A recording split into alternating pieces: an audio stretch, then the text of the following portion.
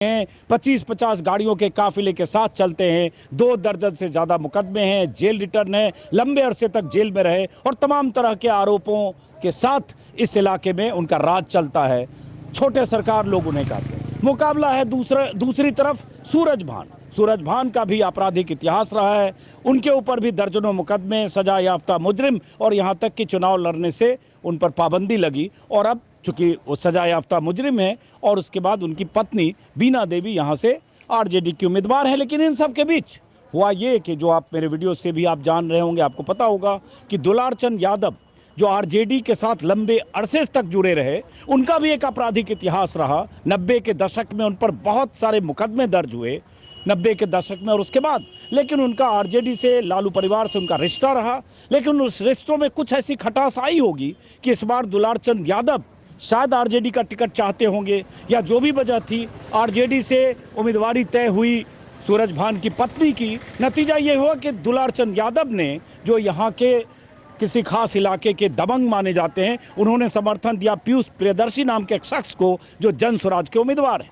पीयूष प्रियदर्शी के साथ ही उस काफिले में दुलारचंद यादव थे, जिस काफिले में जा रहे लोगों पर हमला हुआ या अनंत सिंह का काफिला जब सामने से गुजर रहा था, आ रहा था, दोनों आमने सामने हुए, पत्थरबाजी हुई, गोली चली। कहा गया कि दुलारचंद यादव के पैर में गोली लगी और उसके बाद उन पर कोई गाड़ी चढ़ा दी गई। जो भी हुआ, घटनाओं को लेकर कई तरह की बातें हैं, लेकिन उनकी मौत हो गई।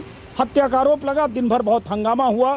उनकी डेड बॉडी इसी रास्ते से कई किलोमीटर का सफ़र तय करते हुए ट्रैक्टर से उनकी डेड बॉडी को, उनके गांव का नाम तारातर गांव है, तारतर गांव से बाहर ले जाया गया पोस्टमार्टम के लिए। और मैं उनके गांव में भी सुबह था, तारतर गांव में, जहां उनके परिवारजन, उनके परिवार के लोग लगातार पुलिस प्रशासन पर आरोप लगा रहे थे कि पुलिस प्रशासन पोस्टमार्टम सही तरीके से नहीं होने देना चाहता है या पुलिस प्रशासन इस केस में लीपापोती करना चाहता है। पुलिस प्रशासन अनंत सिंह के खिलाफ जिस सख्ती से कार्रवाई होनी चाहिए वो पुलिस प्रशासन करने को तैयार नहीं। कई तरह के आरोप लगाए जाते रहे, लेकिन आखिरकार बहुत समझाने बुझाने के बाद उनकी बॉडी पोस्टमार्टम के लिए ले जाई गई। लेकिन अनंत सिंह पर एफआईआर दर्ज हुआ, हत्या का आरोप अनंत सिंह पर और उनके साथ उनके 5 लोगों पर। अब अनंत सिंह पर एफआईआर तो दर्ज हो गई, नामजद अभियुक्त हो गए, लेकिन क्या होगा अनंत सिंह का इस मामले में, देखने की बात है। चुनाव में बहुत कम वक्त और अनंत सिंह की दबंगई की कहानियां आप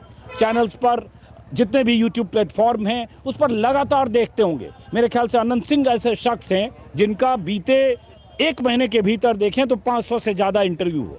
हर इंटरव्यू में बहुत कहें तो बदसलूकी के साथ, बदतमीजी के साथ, बहुत एरोगेंस के साथ रिपोर्टर से बात करते हैं। उनके साथ हर समय 25-50 लोग होते हैं, जैसा कि मैंने कहा, फिर भी लोग उनके पास जाते हैं। लेकिन कल जो घटना हुई, उस घटना को लेकर, दुलारचंद यादव की हत्या को लेकर, जिस तरह से उनकी मौत हुई, उसको लेकर पहले प्रशासन की तरफ से कहा गया संदिग्ध मौत।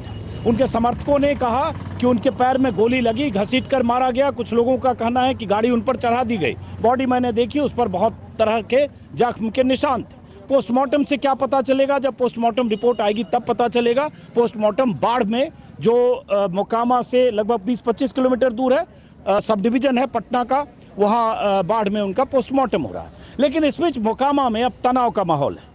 जब काफिला यहाँ से गुजरा, दुलारचंद यादव की शव यात्रा का काफिला, तो उस काफिले में बीना देवी, जो सूरज भान सिंह की पत्नी हैं, वो भी थी। उस काफिले में, उस ट्रैक्टर पर, जिस ट्रैक्टर पर बॉडी ले जाई जा रही थी, उस ट्रैक्टर पर पीयूष प्रियदर्शी खुद थे, जो जनसुराज के उम्मीदवार हैं, जिनके प्रचार में दुलारचंद यादव गए थे, वो खुद थे। मतलब 2 उम्मीदवार एक साथ गए हैं। जो जानकारी मिल रही है, जो पोस्टमार्टम हो रहा है, वहाँ भी वो दोनों साथ हैं। खास बात यह है कि पीयूष प्रियदर्शी धानुक समाज से आते हैं। कहते हैं लोग 50-60 हज़ार धानुक समाज के लोग हैं, अति पिछड़ा वोट बैंक, जो मोटे तौर पर बीजेपी और जेडीयू के साथ जाता है। दूसरी तरफ दुलारचंद यादव